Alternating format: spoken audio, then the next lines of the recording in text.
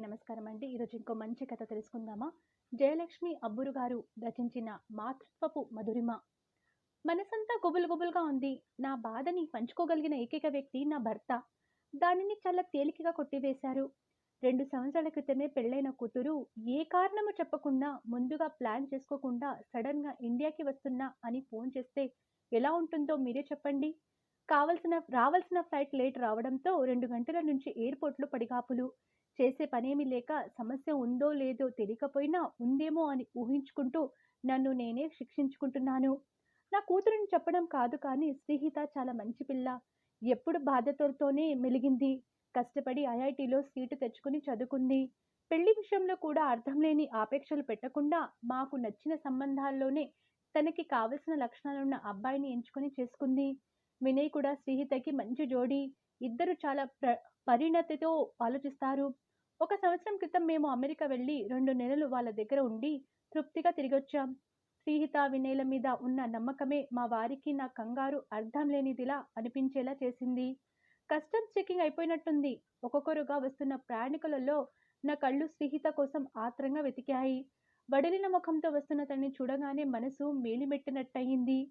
ప్రయాణ బడలికేమో అని నాకు నేను చెప్పుకుంటూ ముందుకు అడుగేసిన నాకు శ్రీహిత దగ్గరికి వచ్చి హత్తుకోగానే అర్థమైంది తనలో ఏదో బాధ దాగుందని.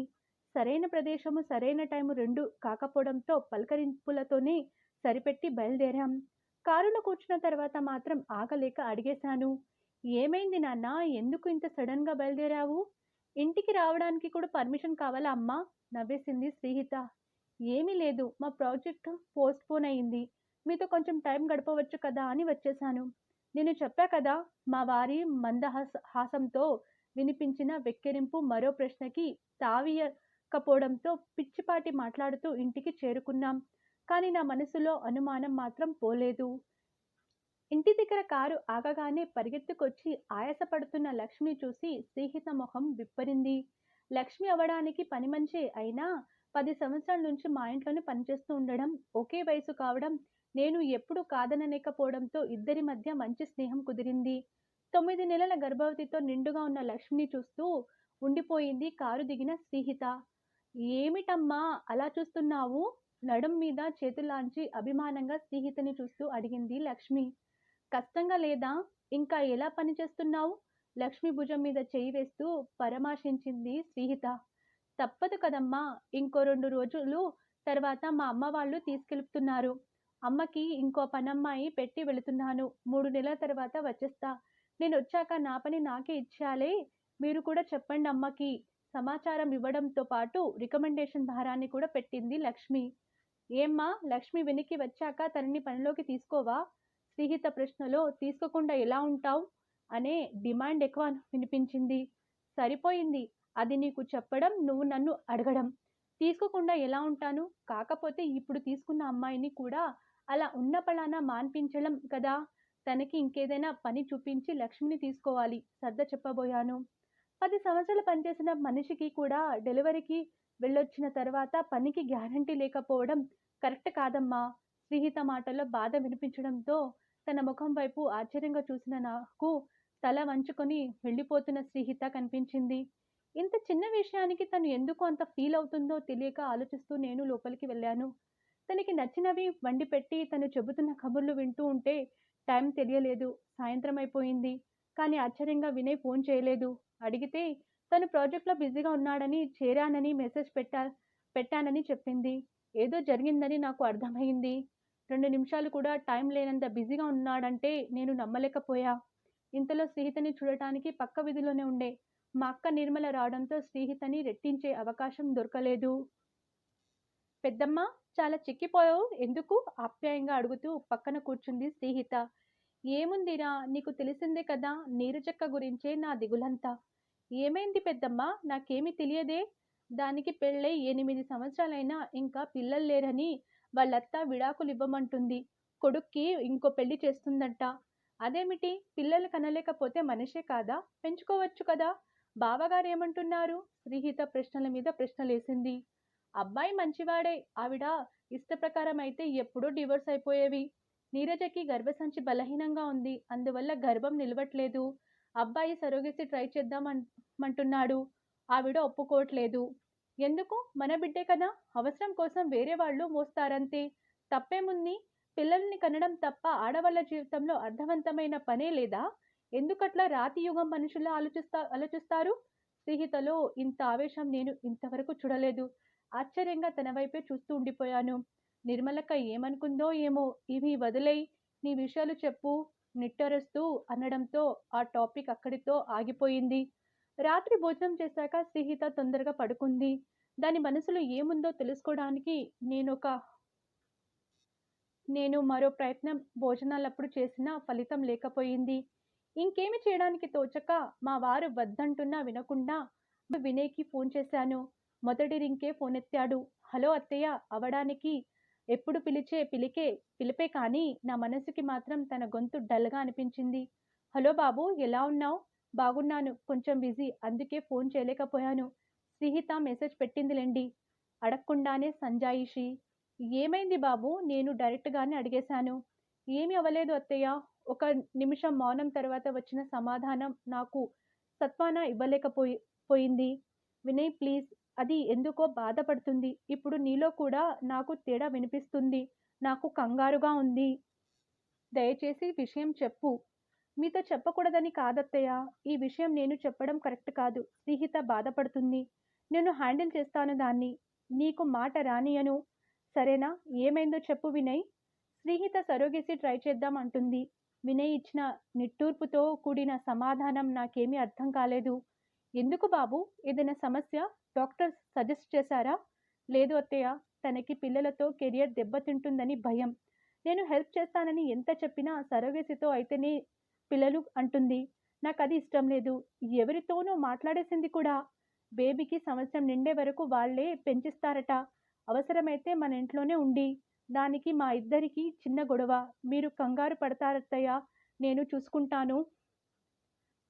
ప్రస్తుతానికి కొన్నాళ్ళు మీ దగ్గరికి వస్తే రిలాక్స్ అవుతుందని వదిలేశాను. నేను రేపు మాట్లాడతాను తనతో. బాయ్. నా కూతురి గురించి నాకే సర్ది చెబుతున్న వినయ్‌ని చూస్తే ముచ్చటేస్తుంది. కానీ శ్రీహిత నుంచి ఇది ఊహించనిది. ఆలోచనల సుడిగుండంలో చిక్కుకున్న మనసుకి నిద్ర తీరం దారే తెలియలేదు. అమ్మ చిన్న తాత ఎందుకు అలా అంత పెద్దగా ఏడ్చేశాడు? శ్రీహిత ప్రశ్నతో ఆలోచనలతో సతమతమవుతున్న నేను అయోమయంగా తన వైపు చూశాను. ఏమన్నావ్? అదే అమ్మా! చిన్న తాత జేజవ్వకి సొంత కొడుకు కూడా కాదు కదా! మరి ఆవిడ పిల్లల కంటే కూడా చిన్న తాతే ఎక్కువ ఏడ్చాడెందుకు? మా అమ్మమ్మ ఈ తెల్లవారుజామున చనిపోయింది. 95 సంవత్సరాలు. సంవత్సరం క్రితం వరకు ఆరోగ్యంగానే ఉంది. రైసు మిల్లుకి కూడా వెళ్ళి వచ్చేది. ఆరోగ్యం క్షీణించడంతో సంవత్సరం నుంచి మంచం మీదే ఉంది. డాక్టర్లు కూడా చేసేదేమీ లేదని చెప్పడంతో తనని వీలైనంత సౌకర్యంగా చూసుకున్నారు మామయ్య వాళ్ళు. పెద్దావిడ కావడంతో బయట నుంచి రావాల్సిన వాళ్ళ గురించి ఎదురు చూడకుండా ఈ రోజు ఉదయమే ఎత్తుబడి చేసేశారు. మేము దానికోసమే అమ్మమ్మ వాళ్ళ ఊరికి వెళ్ళి వస్తున్నాం. ఎత్తుబడి జరుగుతున్నప్పుడే మా చిన్న మామయ్య చాలా బాధపడ్డాడు. చిన్న తాత జేజవ్వకి సొంత కొడుకు కంటే ఎక్కువ. తాతకి అంతే. వాళ్ళ అనుబంధం చాలా స్పెషల్. అదో పెద్ద కథ. చెప్పొచ్చు కదా? వినే ఓపికుందా? అబ్బా! అమ్మా నేనే కదా చెప్పమని అడుగుతున్నా. టూకీగా చెప్పు. సరే విను. నేను మా అమ్మ దగ్గర విన్న మా అమ్మమ్మ కథని చెప్పడం మొదలుపెట్టాను. మా అమ్మమ్మ వాళ్ళు ముగ్గురు అక్కచెల్లెళ్ళు. మామూలు వ్యవసాయ కుటుంబం. పేర్లు రుక్మిణి, సుభద్ర, రేవతి. కొంచెం పెద్దయిన రుక్మిణి తల్లిదండ్రులు పొలంకెళ్ళినప్పుడు పిల్లలిద్దరినీ జాగ్రత్తగా చూసుకునేది. అప్పట్లో బాల్య వివాహాలు మామూలే కావడంతో రుక్మిణికి 10 సంవత్సరాలకే పెళ్లి చేసేశారు. కానీ ఆమె అత్తగారింటికి వెళ్ళకముందే 12 ఏళ్లప్పుడే ఆమె భర్త పాము కాటుకి బలయ్యాడు. దాంతో ఆమె పుట్టింటికే పరిమితమయ్యింది. ఆమె చెల్లెలు సుభద్ర భర్త ఊళ్ళో తనకి పెద్దగా ఎవరూ లేరని ఈ ఇంటికి ఆస్తితో పాటు ఇల్లరికం వచ్చేశాడు. ఇక ఆఖరి చెల్లెలు రేవతికి ఉన్న ఊళ్ళోనే ఇవ్వడంతో ఈ ముగ్గురు అక్కాచెల్లెలు అనుబంధం వాళ్ళ పెళ్లిళ్ల తర్వాత కూడా కొనసాగింది. తిండికి, గూడుకి లోటు లేకపోయినా ఆర్థికంగా అవస్థలు పడుతున్న సమయం అది. తనకున్న సహజ నాయకత్వ లక్షణాల వల్ల కుటుంబాన్ని ముందుకు తీసుకెళ్లాలని తపన పడింది రుక్మిణమ్మ. కానీ రుక్మిణమ్మ వితంతువు కావడంతో చాలా కట్టుబాట్లు ఉండేవి. తెల్ల చీర కట్టుకొని గుండుతో నలుగురిలో తిరగకుండా ఇంట్లో ఓ మూల ఉండవలసిన పరిస్థితి. వీలైనంత వరకు కట్టుబాట్లు పాటిస్తూనే చెల్లెల సహాయంతో కుటుంబాన్ని ఆర్థికంగా, సాంఘికంగా ముందుకు తీసుకెళ్లింది రుక్మిణమ్మ. అయితే అంతా మనం అనుకున్నట్లే జరిగితే జీవితం ఎందుకవుతుంది? ప్రశాంతంగా సాగుతున్న వారి జీవితాన్ని అతలకుతలం చేస్తూ మూడవ బిడ్డ గర్భంతో ఉన్న రేవతికి ఆరోగ్య సమస్యలు తలెత్తాయి. బిడ్డ గాని, ఆమె గాని ఒకరే బతికే అవకాశం ఉందని డాక్టర్లు చెప్పారు. బతికుంటే ఒకరిని కాదు, కావాలంటే నలుగురైనా కనొచ్చు. గర్భాన్ని వదులుకోమని అక్కలు మాట ఆమె వినలేదు. ఆమె ఇచ్చిన సమాధానం, బిడ్డను చంపుకొని బతికిన తల్లి బతుకు కూడా ఒక బతికేనా అని. అలాగే కని బిడ్డని చూసుకున్న 10 నిమిషాలకే చనిపోయింది. చనిపోయిన చెల్లిని చూసి, పుట్టగానే తల్లిని కోల్పోయిన బిడ్డని చూసి రుక్మిణమ్మ, సుభద్రమ్మ తల్లడిల్లిపోయారు. చెల్లెళ్ళు తన ప్రాణాలకే పణంగా పెట్టిన కన్నబిడ్డ అని, చెల్లెలి మీద ప్రేమ, బిడ్డ మీద ప్రేమ రెండూ కలిపి బిడ్డ మీదకే మళ్లించారు. బిడ్డకి పోతపాలు పడలేదు. ఆకలికి గుక్కుపెట్టి ఏడుస్తున్న బిడ్డను చూస్తూ మనసు తరుక్కుపోయింది సుభద్రమ్మకి. కానీ ఏమి చేయాలో తెలియని పరిస్థితిలో ఏడుస్తున్న బిడ్డని అక్కున చేర్చుకొని బిడ్డ నోట్లోకి రొమ్ముని అందించింది సుభద్రమ్మ. తనకి చివరి బిడ్డ పుట్టి 3 సంవత్సరాలకి పైగా అయిపోయింది. ఇప్పుడు పాలు వచ్చే అవకాశం లేదు. కానీ ప్రకృతి కూడా ఆమెలో ఆ బిడ్డపై ఉన్న ప్రేమకు కరిగిపోయిందా అన్నట్టు విచిత్రంగా పాలు వచ్చాయి. బిడ్డ ఆకలి తీరింది. ఆ బిడ్డకి తల్లి లోటు తీరింది. అప్పటి నుంచి ఆ ఇంట్లో 6 పిల్లలు, 2 తల్లులు. పెద్దమ్మ, చిన్నమ్మ అనే పిలుపులే లేవు. అమ్మ అనే పిలుపు తప్ప. బిడ్డల మధ్య భేదం లేదు. అనురాగం తప్ప. తన ప్రాణాల కంటే గర్భస్థ శిశువు ప్రాణాలే ఎక్కువనుకున్న తల్లి ఒకరైతే, చెల్లెలి బిడ్డ కోసం ప్రకృతికి ఎదురిది మరీ పాలిచ్చి పెంచిన తల్లి ఇంకొకరు. తనకంటూ పిల్లలు లేకపోయినా చెల్లెల పిల్లల్ని తన పిల్లల కంటే ఎక్కువగా చూసుకుంటూ బాధ్యతలు మోసిన తల్లి మరొకరు. 3 తల్లుల ముద్దు బిడ్డ, ఆ రోజు జేజవ్వ పాలిచ్చే పెంచిన బిడ్డ చిన్న తాత. ఇప్పుడు చెప్పు ఆయన బాధ సంజేషమే కాదో? ఆశ్చర్యంగా చూస్తున్న శ్రీహితని చూస్తూ ముగించాను నేను. అదెలా సాధ్యమమ్మా? శ్రీహిత నమ్మలేనట్లు అడిగింది. అదే అమ్మా, అమ్మ ప్రేమ గొప్పతనం. రాత్రి నుంచి దిక్కుతోచని నా మనసుకు ఇదే సరైన సమయం అనిపించింది. నాన్నా, దీన్నే నువ్వు కాలదన్నుకోవాలనుకుంటున్నది. ఏమంటున్నావు అమ్మా? శ్రీహిత గొంతులో అనుమానంతో పాటు చిరాకు కూడా వినిపించింది. రాత్రి వినయ్తో మాట్లాడానురా. తన మీద కోపం తెచ్చుకోకు. చాలా బలవంతం చేస్తే చెప్పాడు. అనునయంగా తన చేతిని నా చేతిలోకి తీసుకుంటూ చెప్పాను. మాతృత్వం ఒక వరం నాన్న. దాని మాధుర్యం అనుభవిస్తే కానీ తెలియదు. అంత ఈజీగా వద్దనుకోకు. నేను ఈ నిర్ణయం అంత ఈజీగా తీసుకున్నాననుకుంటున్నావా? నా ఫ్రెండ్స్ ఈ మధ్య ఎంతమంది ఈ సమస్య ఎదుర్కొన్నారో తెలుసా? మెటర్నిటీ లీవ్ నుంచి తిరిగొచ్చేసరికి ముఖ్యమైన ప్రాజెక్టులన్నీ వేరే వాళ్ళకి వెళ్ళిపోతాయి. కెరీర్‌లో మమ్మల్ని పక్కన పెట్టి జూనియర్స్‌కి ప్రమోషన్ ఇస్తారు. కెరియర్ ఇంపార్టెంటే, కాదనను. కానీ దాని కోసం జీవితాన్ని పణంగా పెడతావా?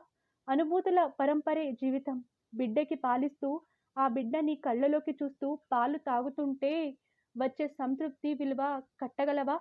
ప్రతి క్షణం నీ కోసం తపిస్తూ, అందరికంటే నీ మీదే ఎక్కువ ప్రేమ చూపించే నీ చిన్నారి నిష్కల్మషమైన ప్రేమ ముందు సామ్రాజ్యాలైనా దిగదుడిపే కదా!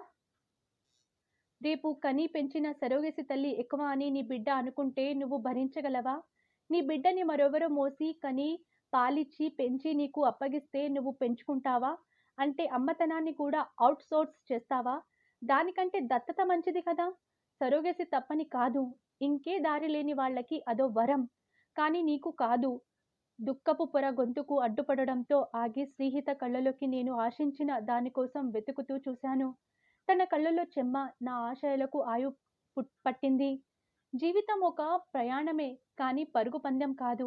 ఈ ప్రయాణంలో నీ పరువుని, బాటని, నీ గమ్యాన్ని నువ్వే ఎంచుకోవాలి. బాటలో పువ్వులన్నీ పిల్ల తుమ్మెదలని ఆస్వాదిస్తూ ఎంత వేగంగా పరుగు పెట్టాలి? ఏ ఆస్వాదన లేకుండా చేరిన గమ్యం తృప్తినివ్వదు. నీ జూనియర్స్ నీకంటే ముందుకెళ్ళవచ్చు. కానీ వాళ్ళతో నీకు పోటీ ఎందుకు? నీకు నువ్వే పోటీగా ముందుకు వెళ్ళు.